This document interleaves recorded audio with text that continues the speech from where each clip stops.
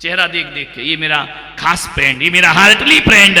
जिनसे मांगना है उनसे नहीं मांगते हैं, और जिनसे नहीं मांगना है, मैंने देखा सब पूरा पंडाल गले मिला, कोई चेहरा देख के मिला, कोई कद काठी देख के मिला, कोई स्टेटस देख के मिला, एक आदमी गले नहीं मिला। मैंने आयोजकों से पूछा ये आदमी कौन है? बोले जैन है महाराज।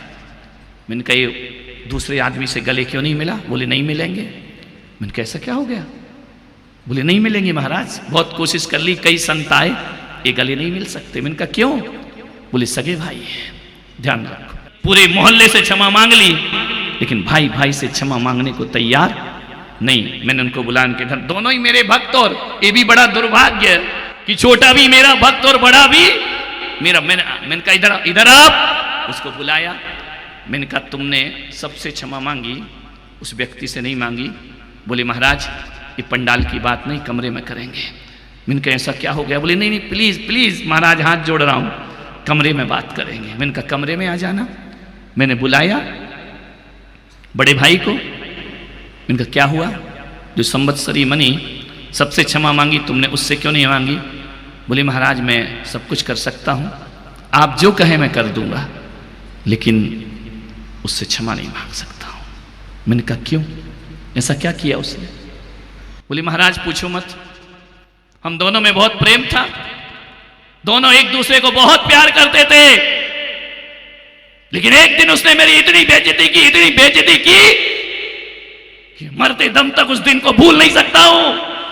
आप जो कुछ कहेंगे मैं करूंगा, लेकिन प्लीज महाराज ये मत बोलना कि मैं उससे क्षमा मांगू। मैंने कहा बिल्कुल नहीं मांगना। मैंने कहा एक बात तो बता दे भाई, कब हुई थी लड़ाई? बोले 10 साल पहले। मैंने कहा दिन कौन सा था? 10 साल पहले दिन कौन याद रखता है? बोले पता नहीं। मैंने कहा तारीख कौन सी थी? बोले नहीं मालूम। मैंने कहा टाइम क्या था? बोले एग्जैक्ट तो नहीं बता सकता हूं। मैंने कहा पागल, दिन भूल गया, तारीख भूल गया, टाइम भूल गया, पागल 10 साल से एक दूसरे से बोल नहीं रहे। अरे ये सब याद रखता और बात भूल जाता तो 10 साल तक की दुश्मनी का सफर नहीं चलता। लोग कैलेंडर बदल देते हैं हर साल, लेकिन बातों को याद रखा करते हैं जिंदगी भर। बोले महाराज आप बिल्कुल सच कह रहे हैं, लेकिन मैं क्षमा नहीं मांग सकता। मैंने कहा एक काम कर। बोले क्या? बोले सारी समाज का जीवन हुआ, जीवनवारियां हुई, उनके एक काम कर, तो छोटे मेरे मैं जो कहूंगा करेगा? बोले सब कुछ करूंगा, सॉरी नहीं, क्षमा नहीं, किसी भी कीमत पे। मैंने कहा रस्सी जल गई, लेकिन बल नहीं जा रहा है। मैंने कहा एक काम कर दी, बस मेरी खातिर कर दे। बोले क्या? मैं तुझे बहुत आशीर्वाद दूंगा। बोले बोलो आदेश करो। मैंने कहा आज तू छोटे भाई के घर चला जा। बोले महाराज देखो फिर वही बात, आप घुमा फिरा के। मैंने कहा नहीं नहीं सॉरी नहीं बोलना तुझे कर। हाँ बस सॉरी नहीं बोलूंगा, क्षमा नहीं मांगूंगा, गलती उसकी है, मेरी गलती थोड़ी है। वो क्षमा करे, क्षमा मांगे, मैं बड़ा हूं। अरे मैंने कहा बड़ा हुआ तो क्या हुआ, जैसे पेड़ खजूर पंथी को छाया नहीं और फल लागे, ऐसे बड़े बन के क्या हो जाएगा, ध्यान रखना। लेकिन मैंने कहा मामला डेंजरस है, उल्टा नहीं बोलने का। मैंने कहा बस जा जा, एक बार जा, एक बार। बोले महाराज एक बार जाऊंगा बस, उसके बाद यदि वो नहीं माना जिंदगी उसकी गली से नहीं जाऊंगा। 10 साल से हम लोग शादी विवाह में भी एक साथ नहीं रहते हैं। मैंने कहा मेरे खातिर जा, मेरे खातिर। बोले क्या करना पड़ेगा? मैंने कहा जाकर इतना बोलना कि मेरे भाई पर्युषण पर्व अभी अभी बीता है, कल का भोजन मेरे घर में होगा तेरा। सारी समाज को जीवन मारी कराते हो, भाई को नहीं बुलाते हो। बोले महाराज मुझे मालूम है वो नहीं आएगा। अरे मैंने तो सारे निर्णय तू ही ले लेगा, पहले तू जा तो। बोले वो नहीं आया तो महाराज बहुत बुरी बेइज्जती आप मेरी करा रहे हो, मैं समाज में मुंह दिखाने लायक नहीं बचूंगा। मैंने कहा अभी कौन सा मुंह दिखाने लायक है, ध्यान रखना। मैंने कहा तू एक बार मेरे कहने से जा। वो बोले नहीं आया महाराज तो। मैंने कहा वो मेरी गारंटी, तू टेंशन मत ले, तू एक बार छोटे भाई के पास चला जा, भारी मन से। बोले महाराज एक बात ध्यान रखना। मैंने कहा क्या? बोले मैं निमंत्रण दूंगा तो ये बोलूंगा कि महाराज ने बोला है। आदमी की अकड़ नहीं टूटती, ध्यान रखना। मैं नहीं आया हूं, महाराज गुरुदेव ने भेजा है। आदमी की अकड़ कभी टूटती नहीं। मैंने कहा बोल देना जा, मेरा क्या बिगाड़ लेगा वो, तू जा बोल देना। बोले जाऊं? मैंने कहा हाँ। बोले पक्का? बोले हाँ। बोले आशीर्वाद दो, पिच्ची लगाओ। अरे मैंने कहा बड़ा किला जीतने जा रहा है क्या, पिच्ची लगाओ दुआएं दूं।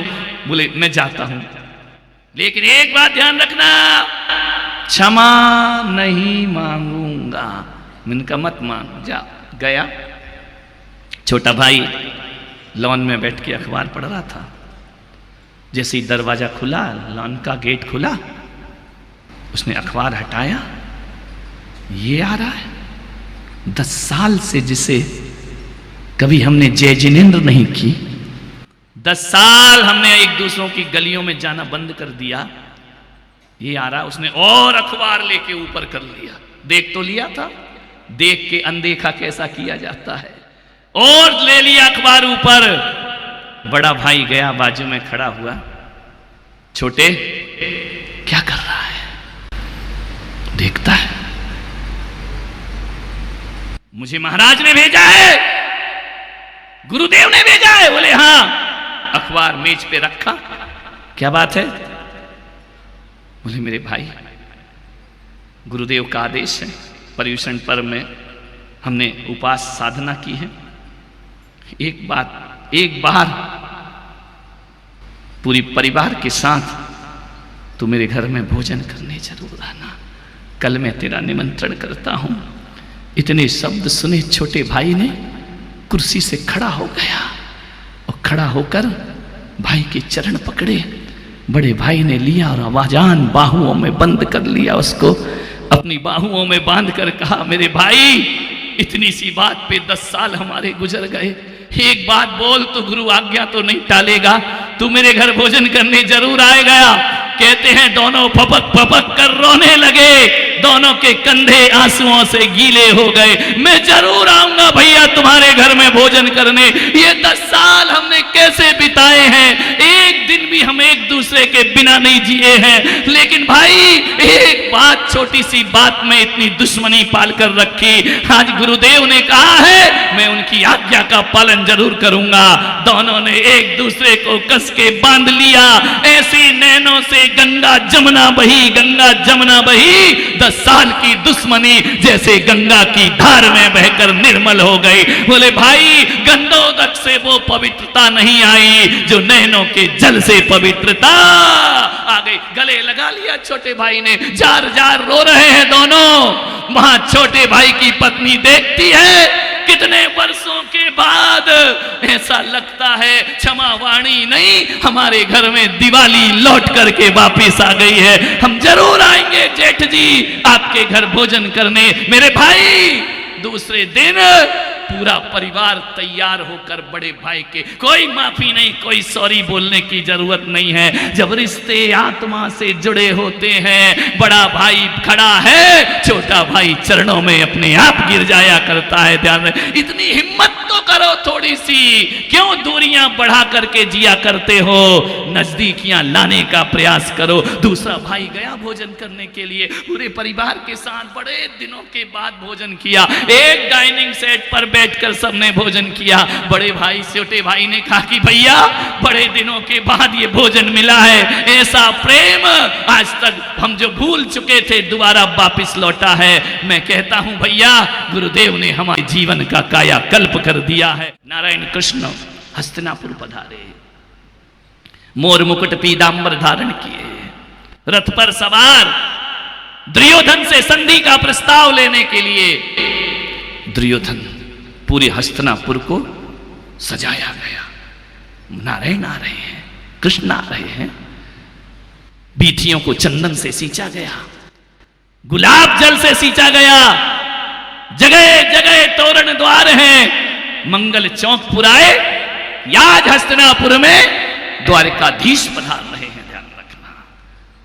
रथ पर सवार नारायण कृष्ण, सुदर्शन चक्रधारी, मोर मुकुट बांसुरी लिए अपने दिव्य स्वरूप में नारायण कृष्ण हस्तिनापुर जा रहे हैं। पहुंचे हस्तिनापुर दुर्योधन के दरबार में। दुर्योधन, मत लड़ो अपने भाई से, मैं संधि का प्रस्ताव लेकर आया हूं। कैसी भारतीय संस्कृति, यहां भगवान भी संधि का प्रस्ताव लाया करते हैं। दुर्योधन ने कहा कि हे मधुसूदन, हे केशव, किससे संधि की बात कर रहे हो आप? उन पांडवों से? नहीं, मैं उनसे संधि नहीं कर सकता हूं। दुर्योधन, शांत हो जाओ। वो हस्तिनापुर नहीं मांग रहे हैं, उन्हें एक छोटा सा गांव, जमीन का टुकड़ा दे दो, वो अपने आनंद में जीवन जिएंगे, तुम अपना हस्तिनापुर संभालो। नहीं केशव, ऐसा नहीं हो सकता है।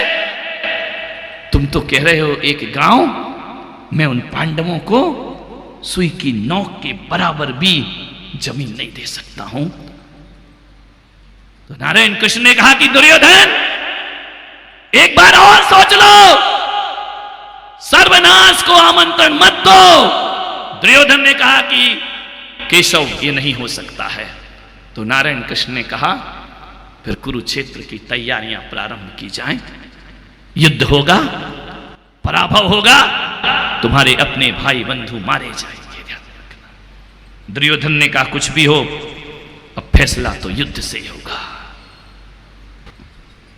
कृष्ण ने कहा कि तुमने संधि प्रस्ताव ठुकराया है, ऐसा करो केशव, महल में, ये तो राजनीति की बातें थी, महल में 56 भोग बने हैं, माखन रोटी बनी है, चलो भोजन करो। कृष्ण ने कहा कि नहीं दुर्योधन, आज नहीं फिर कभी। मैंने तुम्हारी संधि प्रस्ताव स्वीकार नहीं की, इसलिए तुम नाराज हो? नहीं। कृष्ण ने कहा, मेरी नाराजगी किस बात की, हम तो महापुरुष संत पुरुष हैं, लेकिन आज मेरा निमंत्रण कहीं हो गया है। जब मैं आ रहा था हस्तिनापुर के दरबार में, एक झोपड़ी में एक बुढ़िया बड़ी याचक भाव से मेरी तरफ देख रही थी। दुर्योधन, मेरी निगाह उस पर पड़ी, इतनी भावुक भाव विह्वल थी। उसने मुंह से तो कुछ नहीं बोला, लेकिन उसके नैनों से लगा कि मेरा आमंत्रण कर रही है, आज मुझे उसके घर भोजन को जाना है। दुर्योधन ने कहा कि महलों के भोजन छोड़ रहे हो, झोपड़ी में जाओगे? बोले, हां दुर्योधन, महल में फिर कभी करेंगे। गए लौट करके झोपड़ी में, दरवाजा खटखटाया, आवाज आई, कौन हो? काकी, बहुत भूख लगी है। भूख लगी? भूख शब्द सुना तो विदुरानी ने कहा कि भूखा कोई खड़ा है? जब भूखा शब्द सुन लो तो कोई औपचारिकताएं नहीं होती।